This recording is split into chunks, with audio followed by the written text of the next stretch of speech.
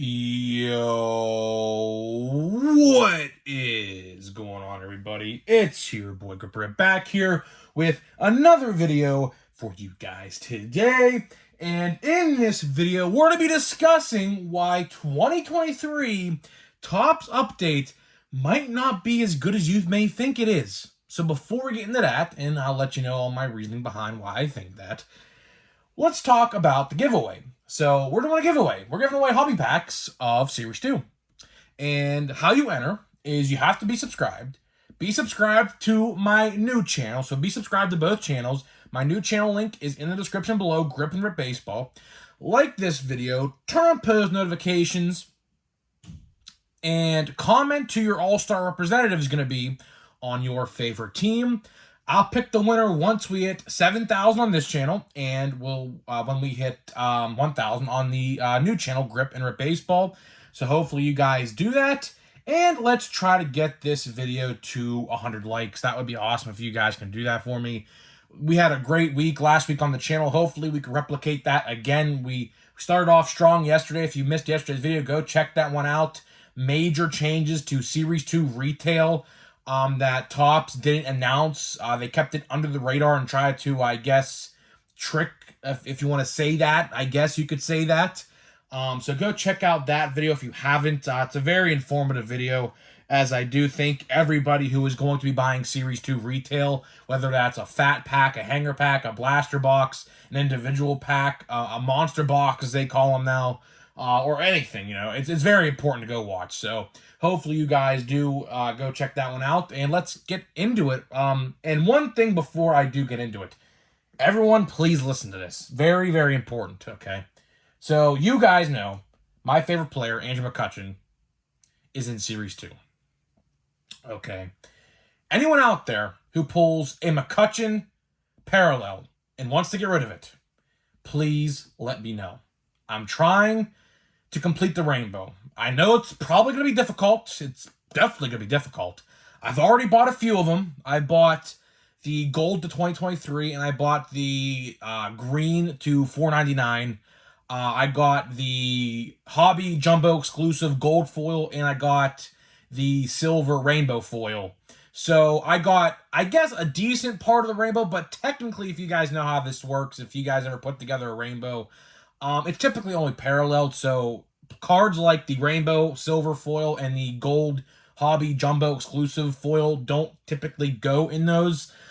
So if anybody out there tries to get, or I shouldn't say tries, but pulls a McCutchen card, even the relics, he has relics in Series 2 as well. So if anybody out there who wants to get rid of them, please let me know. I will buy them off you. No base, no base. I already ordered a base card off of eBay. I probably am going to pull another base in this box I have here. I'm not a base collector because, Topps makes like millions of each card. I don't need a million Andrew McCutchen base cards. I just want to get the parallels.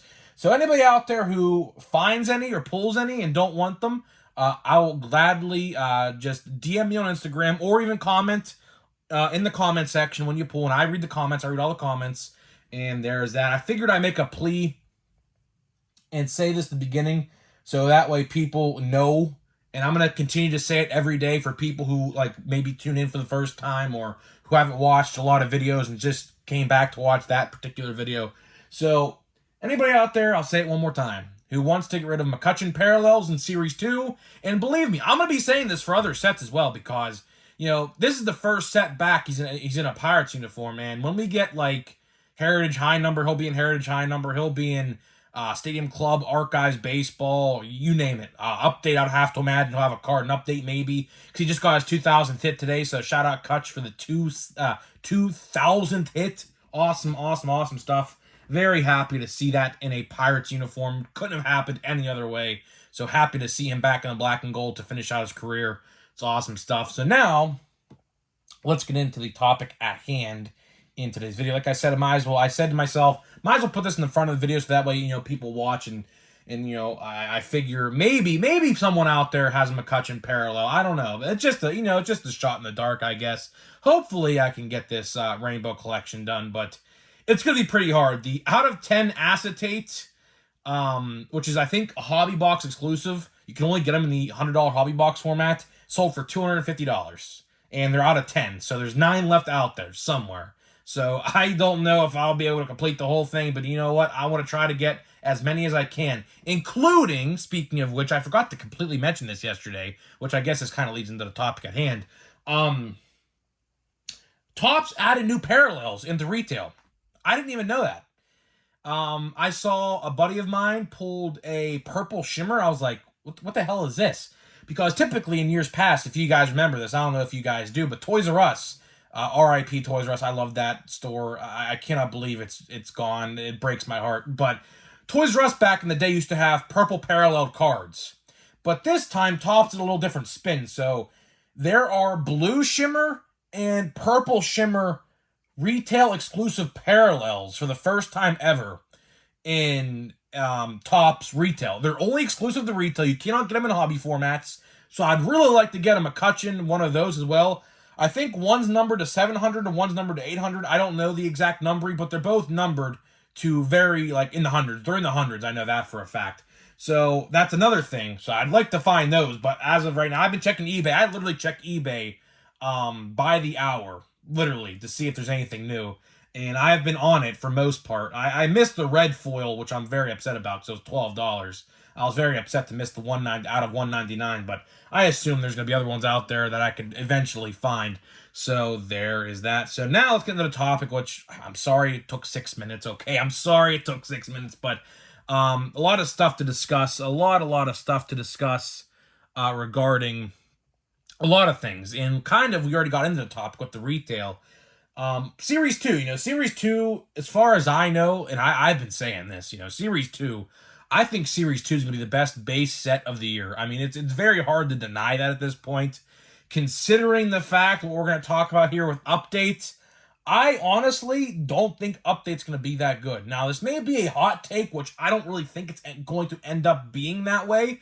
But a lot of people, if you ask collectors, like, what is the best base set out of any year, you'll sometimes get people who say Series 1, but for the most part, like, maybe 8 out of 10 people you may ask this question to, they will say Update, because Update usually has all the rookies, that usually make their debuts, throughout the entire year. Typically, that last half of the year. Luckily, this year, Topps actually listened and put, Volpe and Jordan Walker in, and Yoshida, for a matter of fact, and Kodai Senga as cards in Series 2. They could have easily made those guys short prints, but of course, now with this Golden Mirror parallel thing they're doing, that's another card I want to get of Andrew McCutcheon's, by the way. If any of you guys pull that, let me know.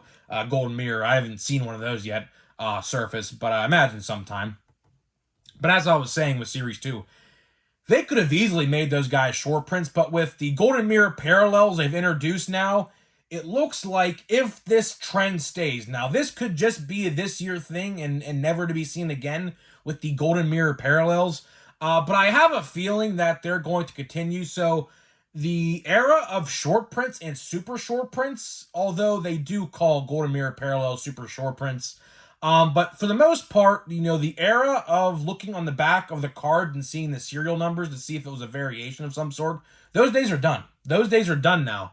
And so that is honestly why I believe Volpe, Walker, Senga, and Yoshida all are base cards in Series 2, because short prints technically don't exist no more. Now, they could bring them back next year, but I don't know. I think the Golden Mirror parallel thing is going to stick around, although it's super hard to even pull one.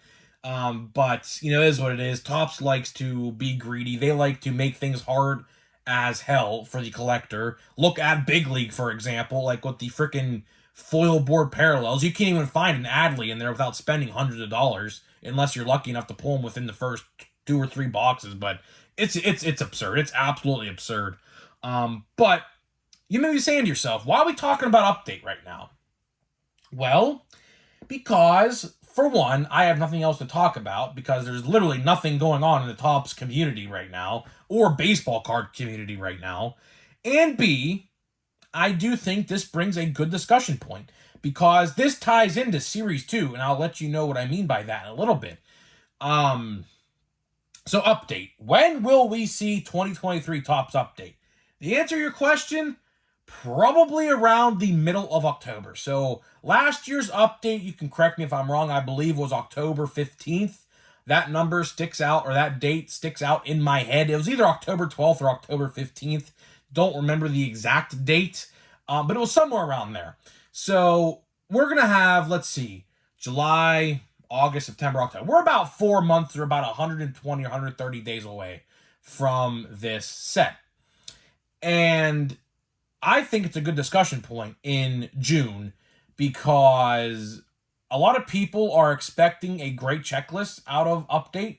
And I'm here to tell you today that is not what we're getting this year. You know, Update last year, we were spoiled. I'm going to be honest with you guys. A lot of you guys can agree with me. Last year's Update set, we were spoiled. Do you know why we were spoiled? Because Topps deliberately made Series 2 last year horrific. Last year in Series 2, minus the short prints, because we don't want, I mean, obviously we can't factor those in here.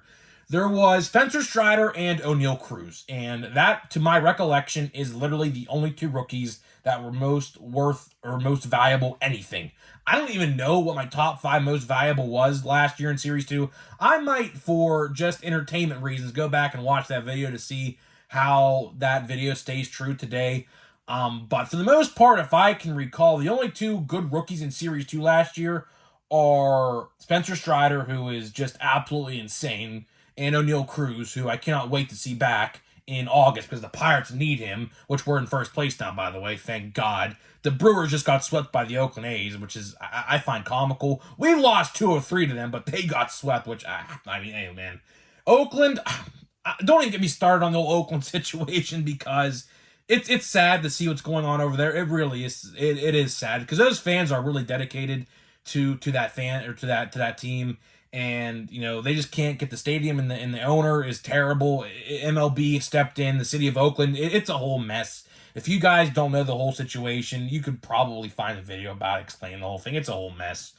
But you know, getting back to updates, I'll tell you one thing right now. Do not expect Elly De La Cruz to be an update. You know why? I said this at the end of yesterday's video. I will say it again.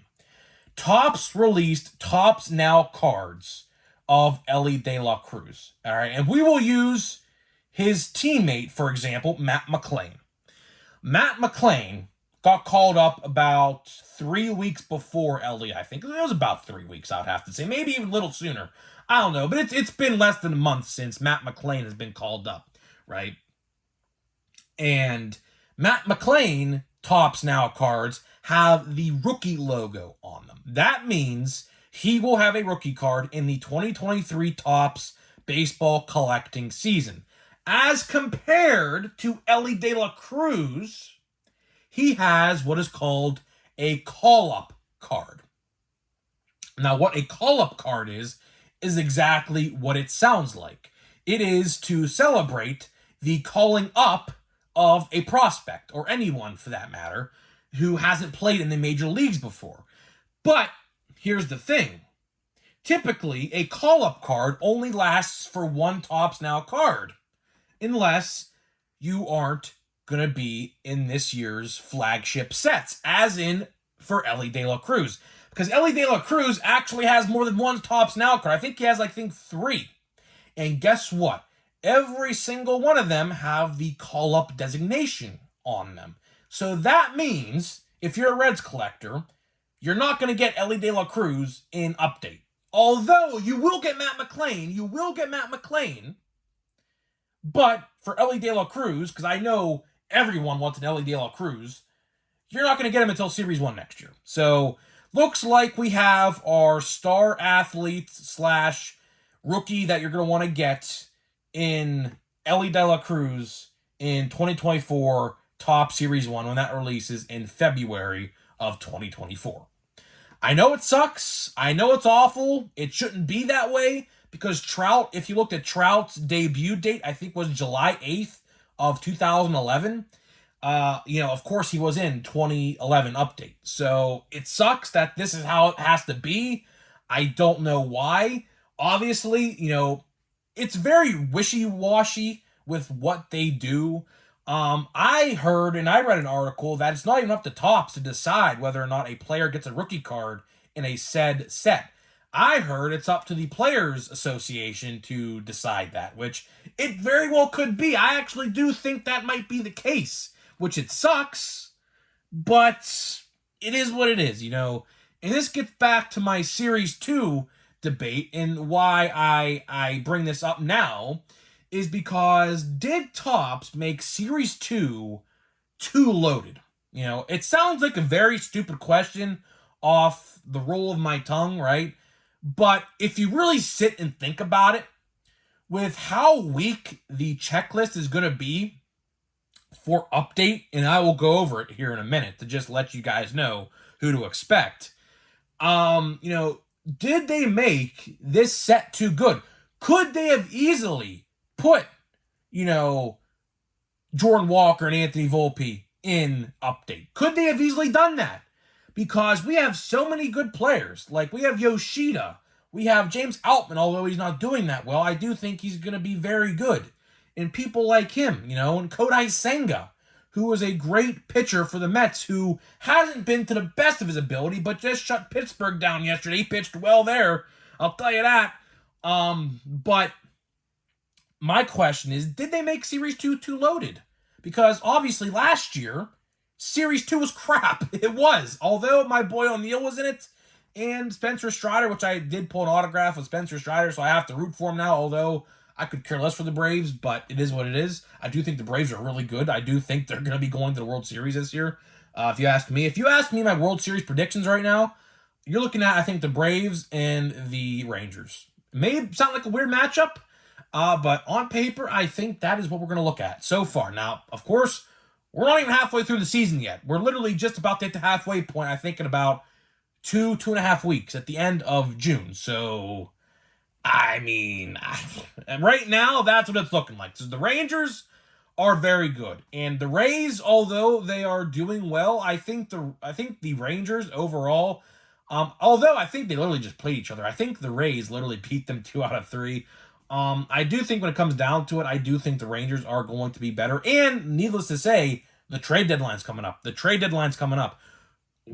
going to happen at the trade deadline? And, obviously, teams I hear are going for Shane Bieber. I hear Aroldis Chapman is going to be a highly coveted prize in the deadline this year, because he's actually having a resurgent season, by the way. If you guys haven't checked his stats this year, he has like a sub 2.5 ERA. It's insane. So yeah, the Royals, I don't know what's going on over there in Kansas City, bro. They're literally just as bad as the A's. They're literally 2 games above the A's in terms of record, which is insane. But let's talk about update to wrap this video up. So, an update right now, as it stands, you're looking at, right now, off the top of my head, 3 good rookies. You're looking at Grayson Rodriguez, the pitcher for the Baltimore Orioles. You're looking at Blake Sable, a catcher/outfielder, because they moved him to the outfield because they brought up another prospect. I forget the guy's name, but I think he will be also in update as well. I forget the guy's name. He might be one to look out for. I think his name's Patrick Bailey, I think. That name pops up in my head. It might be him. He might be an update if that's the guy I'm thinking of. And then Matt McLain. Matt McLain, as it stands right now, is going to be the number 1 in that set. 110%, no doubt about it. Unless people call up their prospects. Like, for example, I don't know if this is going to happen, but within this next week, mark my words, this week, the Pirates are going to bring up one of 2 or both of Endy Rodriguez or Henry Davis. Right now, it looks like, June 19th is going to be that day that one of them or both of them get called up. O'Neal Cruz last year was brought up on June 20th of 2022. And the Pirates start a homestand on Monday, June 19th. So, I think that is the day, although we could use them this week because we play 9 NL Central matchups consecutively, back to back to back. I would like to see them in all 9 of them, but if I can get them out 3 out of 9, that's still a 333 average. So you know what? Hitting average-wise, that's good. But keep that in mind as well. Do we see 2 of those guys, one of those guys, in update? Because here's the thing, right? Here's the thing. right now as it stands, you're gonna have the rookie debut cards. Of course, you're gonna have the rookie debut cards. You're probably gonna have hundreds of inserts of those rookies, like in Series 2 and Series 1, right? But when it comes to first debut rookie cards in Update this year, you got Matt McClain, and the other ones are kind of mid. Blake Sable's okay, and Grayson Rodriguez is okay, right? But as it stands right now, you're going to have one star guy in Matt McClain in the set, and that is it. So, I don't know why they are holding Ellie out. I do know why they are doing it overall in a grand scheme of things. But if you want to sell a set, although, I mean, I don't know if they like to have two players on the same team be in the same set like that with McClain and Ellie De La Cruz. Maybe they do, maybe they don't. I don't know. But if you're going to have Henry Davis and Andy Rodriguez get called up next week, I would rather have them in Series 1 next year, or one of the other, or both of them, and then put Ellie in Update. So that way, you have the best of both worlds. See, right now, as it stands, I honestly, I mean, right now on paper, 2022 Update smokes 2023 Update out of the water. It's not even close. It is not even close at all.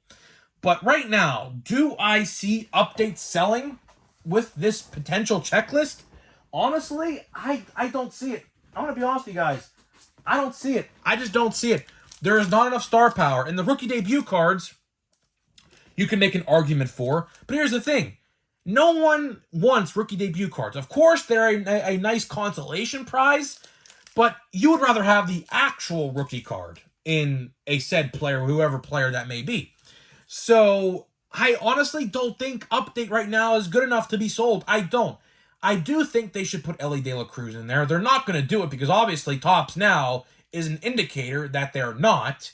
And if Ellie, or I should say if Henry Davis and Andy Rodriguez, the two top prospects for the Pirates, are called up, I think they should put Ellie in Update. I do, because you can hold Andy and Henry, or both, or one of them, and put one in Update. You can do that, right? Because that way we have a selling point in both sets. But right now, we have to ask ourselves. We have to ask ourselves this honest question, right? And Reds fans, you can chime in on this. Is Matt McClain good enough to sell Update? Is he? Or are we going to have to rely on the rookie debuts to carry the set? Which shouldn't be the case. But could we? I mean, I don't know. Nick Castellanos. Livian Soto. We got Rodolfo Castro. Love Rodolfo. He's a great player, man. He's a great, great player. Switch hitter for the Pirates. Tommy Henry. I pulled his autograph in Series 1. Colin McHugh. Cole Irvin. We got, let's see here. Dalton Guthrie. Rookie card. What is this? We have a, what is this? Florida, Anthony Rizzo. Oh, which, by the way, McCutcheon also has a card of this as well in the Florida, because he's from Florida. So this is Rizzo, I guess. Is this a Florida state flag or something? I don't even know if that even is. That's pretty cool, I guess, though. Josh Young, there he is. There's one of the rookies. There is one of the rookies that in the set that are very, very good. Definitely in Rookie of the Year contention with Yoshida. You have him, you got Josh Young, Corbin Carroll, Corbin Carroll is just doing amazing things right now. If you guys aren't watching Diamondbacks games, you really should. You really should tune, if you're, of course, if you have a free time, of course, you should definitely watch some Diamondbacks games. You really should.